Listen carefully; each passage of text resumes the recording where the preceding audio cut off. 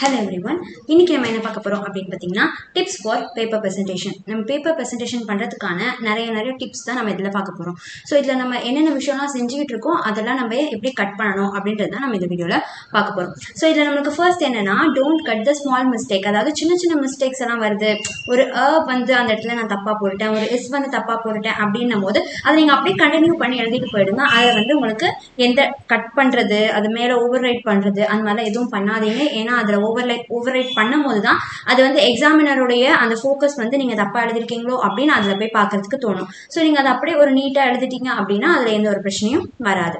Next என்ன அப்படின்னு பாத்தீங்கன்னா நம்ம வந்து டிஃபரன்ஷியேட் கொஸ்டின்ஸ் எல்லாம் இருக்கும் இல்லையா.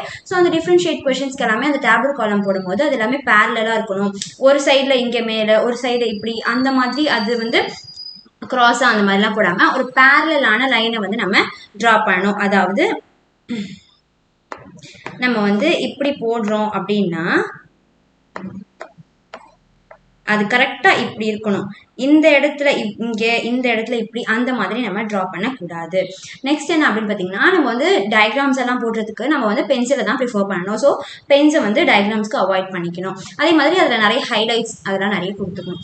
நெக்ஸ்ட் வந்து ஒரு கொஸ்டினுக்கு நடுவுல நம்ம ஒரு 2 லைன் இருக்க மாதிரி கேப் விடணும். ஓகேவா. ஸோ இந்த கேப் விட்டு ஒரு கொஸ்டின்ஸ் முடிஞ்ச உடனே அதுக்கு என்ன பண்ணணும், நம்ம லைன் போடணும்.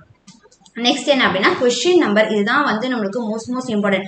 கொஸ்டின் நம்பரை நம்ம மறந்துட்டோம் அப்படின்னா அது வந்து நம்மளுக்கு ஸ்பாயில் ஆயிடும். ஓகேவா. ஸோ எழுதுனதே வந்து நம்மளுக்கு வேஸ்ட் ஆயிடும். ஸோ நம்ம இந்த கொஸ்டின் நம்பரை நம்ம மறக்காம போட்டுடணும். நெக்ஸ்ட் என்ன அப்படின்னு பார்த்தீங்கன்னா அப்ரிவேஷன். அதாவது இந்த வாட்ஸ்அப்ல சேட் பண்ணி நம்ம வந்து இந்த as soon as possible அது அந்த மாதிரி பிகாஸ் அது எல்லாமே நம்ம ASAP BCZ இந்த மாதிரிலாம் நம்ம நிறைய போடுறோம் இல்லையா.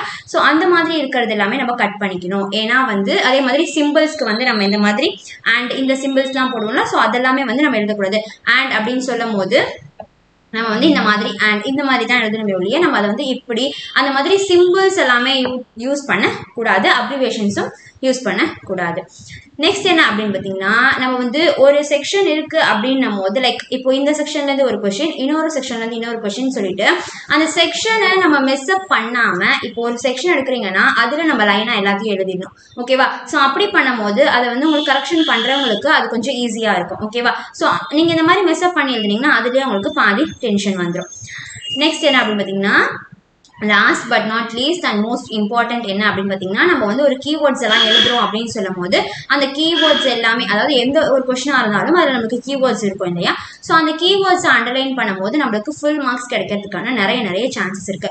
ஸோ நான் சொன்ன இந்த டிப்ஸ் எல்லாம் ஃபாலோ பண்ணி உங்க எக்ஸாமை எழுதி நல்லபடியா மார்க் வாங்க. ஸோ இந்த மாதிரி உங்களுக்கு அடுத்து என்னென்ன டிப்ஸ் வேணும் அப்படின்றத மறக்காம கமெண்ட் செக்ஷன்ல கமெண்ட் பண்ணிடுங்க. உங்களோட ஃப்ரெண்ட்ஸ்க்கு இதை ஷேர் பண்ணிட்டு மறக்காம வீரன் தமிழ் சேனலை சப்ஸ்கிரைப் பண்ணிக்கோங்க. தேங்க்யூ.